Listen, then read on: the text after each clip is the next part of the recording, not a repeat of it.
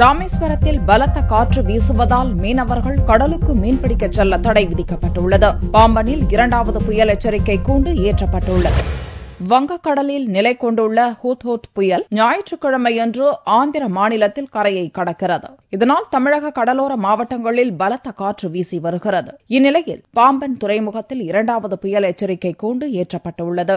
கடல் சீற்றத்துடன் காணப்படுவதால் மீனவர்கள் கடலுக்குள் மீன்பிடிக்க செல்ல மீன்பிடித்துறை அலுவலகம் தடை விதித்துள்ளது. இதனால் 2000த்திற்கும் மேற்பட்ட விசை மற்றும் நாட்டு படகுகள் கரையில் நிறுத்தி வைக்கப்பட்டுள்ளன. இதனிடையே புயல் மற்றும் கடல் சீற்றம் போன்ற இயற்கை சீற்றங்களின் போது தங்களுடைய படகுகளை பாதுகாக்க ராமேஸ்வரத்தில் சரியான துறைமுகம் இல்லை என்றும் இதனால் படகுகள் சேதமடைவதாகவும் மீனவர்கள் புகார் தெரிவித்தனர். இந்த ஜூட் புயல் நாளைக்கு கரையை கடக்கிறதுனால ராமேஸ்வரம் பகுதியில் கடல் ஆழத்துல காற்றின் வேகம் கூட இருக்குன்னு சொல்லி மீன்துறையிலிருந்து சொல்லி இருக்கிறாங்க. அதனால ராமேஸ்வரத்துல முழுமையா டோக்கன் கொடுக்கல, கடலுக்கு அனுமதிச்சுட்டு கொடுக்கல.